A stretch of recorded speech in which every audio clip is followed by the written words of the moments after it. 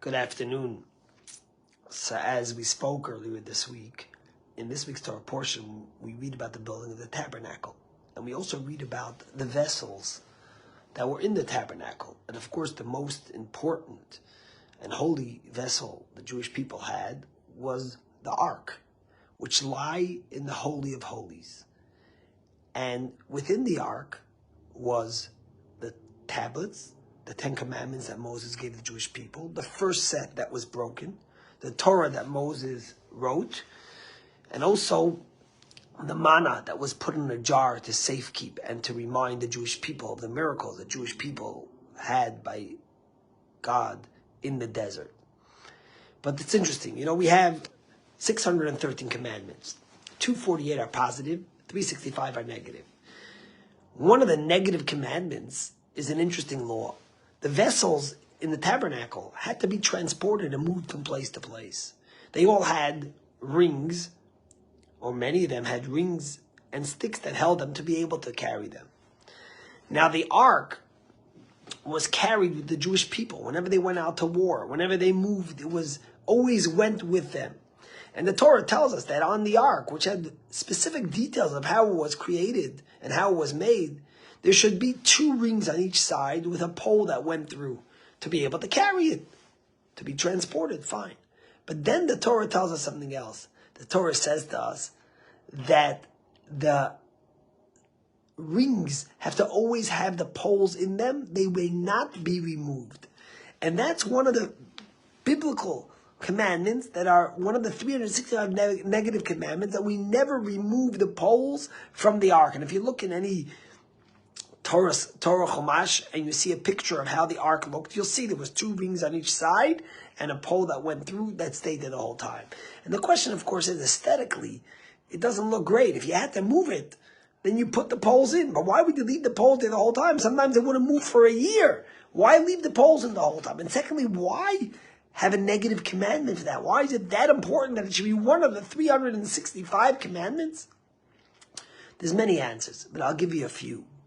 The first answer is, the Torah is telling us something very important. We live in a world in a day where people think, the Torah was written 3,330 plus years ago. It's ancient. It's not with the times.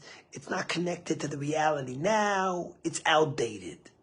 Or it's not from my community. These people won't get it. They're too secular. They're too this. They're too that.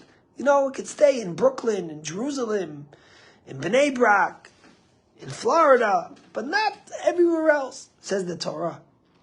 The poles never leave the Ark. The Ark could be transported everywhere. The Torah, its laws, are relative and connected to every time. Because you see, fashion goes in and out of fashion and has fads. So do creations of humans. But God is beyond time and beyond space.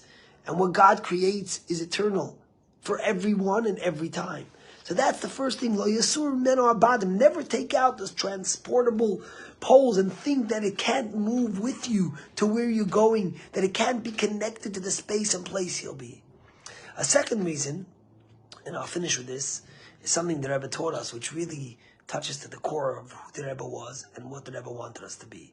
The Rebbe said, the Torah is telling us like this: if you study Torah, if you study and become like an Ark of the Torah, but you don't have poles to travel in, you don't spread it with others, you don't teach it to those that are not in the walls of the yeshiva, that are not in the shul, if you don't let that which you learn impact beyond your circle, then you're transgressing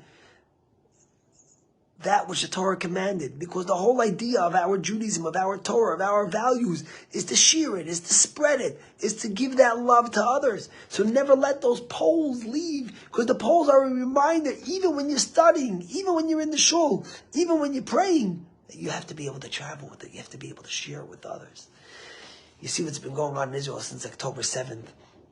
Soldiers on the cusp of going into Gaza, putting their hands on each other's heads and saying the Shema, accepting the yoke of God, doing Kabbalat Shabbat, singing, bringing Torahs to read in Gaza at the war so they never forget the Torah and let it travel wherever it could go, sharing it with secular, religious alike. because it's all of our Torahs. It's our God. It's our Judaism. It's our people. And that's the message that might seem simplistic and very tedious, of always keeping the poles in the ark. The Torah says it's not. It's for a reason. It's a message to us who are the ark that holds the Torah that we study and the soul that God gives us, to share it. And also to remember that it applies to everywhere, and it applies to wherever you go and to every time. It doesn't get outdated.